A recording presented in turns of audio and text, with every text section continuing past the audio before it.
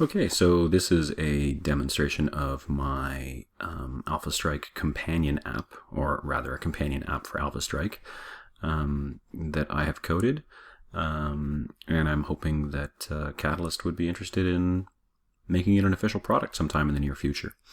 My goal when I designed this app was to provide players a way to have all of their unit cards on a device that they could access and manipulate without having to have physical cards of all of their different units in front of them on the table. I also tried to keep this app as simple as possible, as well as keep the look and feel of the unit cards, so as not to confuse users or make them feel alienated, I guess. In any case, this app has functionality that supports about 6,200 different Alpha Strike or BattleTech units out of the 6,400 that there are in the game.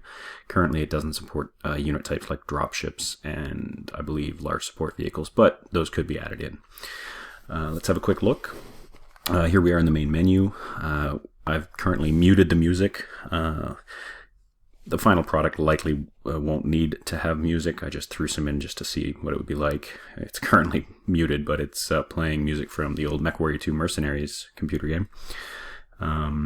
We have three main options in the main menu. Obviously, exit gets us out. Options is for future options. I haven't put anything in there at the moment. And then armies takes us into the armies that are currently stored in the app.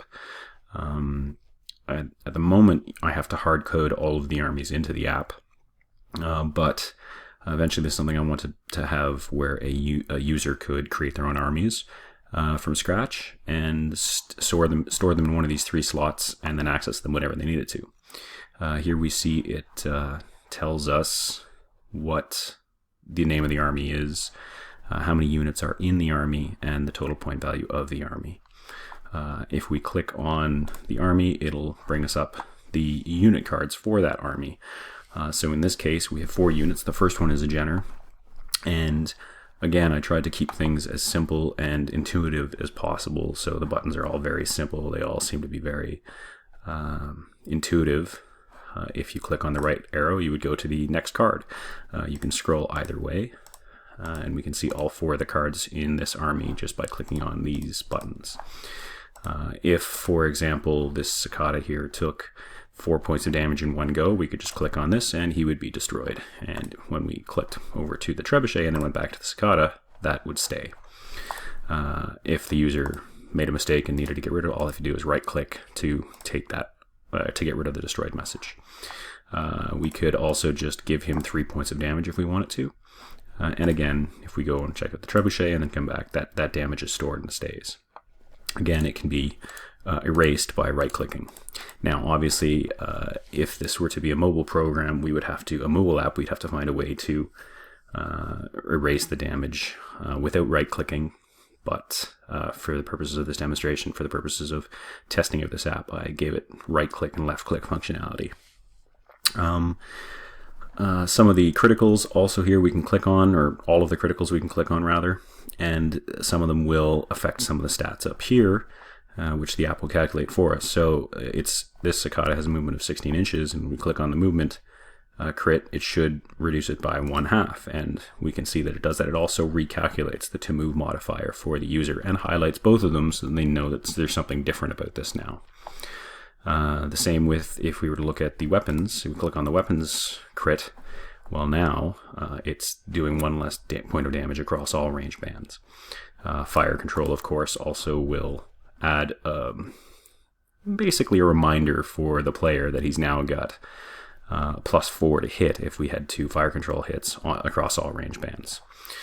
We can also click on the engine, on the heat scale, and we can raise its heat level, and every time we do, it not only increases the difficulty to hit, but it also reduces the speed of the unit by 2 inches. And of course, when we get to the top, it will shut down that unit. So yeah, that's the functionality we can see in these basic mecha cards. Now, if we go back up to the armies and we want to take a look at that army and what it's composed of a little bit more in depth without having to go to the cards, we can click on the edit button here and we can see exactly what that army is made up of. It's got 4 units. All 4 of them are BMs or battle mechs. That tells us the unit model number as well as the unit name, the skill of the unit, any specialty ammo it would have, and the points value. Currently, we can modify 3 things. We can modify the name of the army, so I could change it to be Channing's Lance or David's Lance or whatever. You can also add different specialty ammos if you wanted to. I could give this Jenner Inferno SRMs if I wanted to. And lastly, really of the 3, the only one that's actually working fully is I can change the skill. Now, if I wanted to change the skill, click on that. Change the skill from anywhere from 0 to 7, and it should, let's change it up to 7, make him a really bad pilot, and it should lower the point value, and it should also lower the total point value. So I'm going to give him a 7 pilot. I hit 7 on my keyboard. He's now got a skill of 7. His points value has been lowered, as has the army's points value, which is reflected back on the cards. If we go and take a look at that Jenner, oops, there he is. We can see now that his skill is 7 and his points value is 9.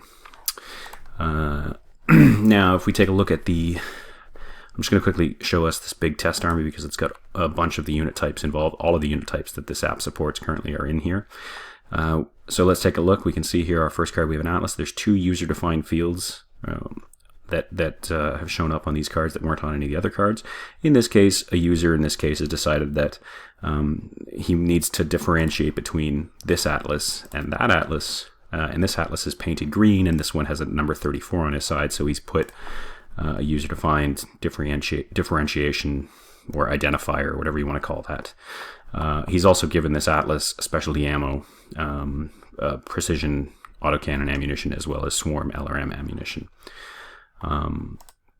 If we continue on, we can see that some of the mechs have jump jets, some units have jump jets. Now jump is not affected, jump speed is not affected by heat, so when we click on the heat scale, that 6 inches for jump will stay the same, while the other one will go down. The app also has full functionality for industrial mechs, which basically are the same thing as regular mechs as far as this app is concerned. It has functionality for combat vehicles, so tanks and helicopters and hovercraft and whatnot. One of the interesting things about combat vehicles is that their motive hits, these 4 different types of motive hits, really affect its speed in different ways, and it matters what order it takes the motive hits in. So with that in mind, when I coded this, I coded it so that the user cannot unclick this hit, for example, this critical hit it's taken here, until it unclicks the engine first, because it has to be unclicked in the reverse order that they were clicked, because it drastically changes the movement value based on the order that it takes those crits. Another nice thing about combat vehicles, or another interesting thing about combat vehicles, is that unlike if we take a look at the proto mech or any of the other mechs, there's a red line between this button down here. Well, that's the crew stunned button. Vehicles can be stunned, so when it gets stunned, we can just click on that, and it'll automatically adjust these various values. There's a Kanga jump tank. It also has functionality that supports battle armor, so elementals and inner sphere cage battle armor and whatnot, as well as combat infantry is supported, or conventional infantry, I guess that's properly called. It also has functionality that supports protomechs and aerospace fighters and conventional fighters as well. So I think, these are really combat vehicles, so it's the same as tanks, but yes, it also supports VTOLs. Okay, so that is the demo of my app. I hope you like it. Cheers.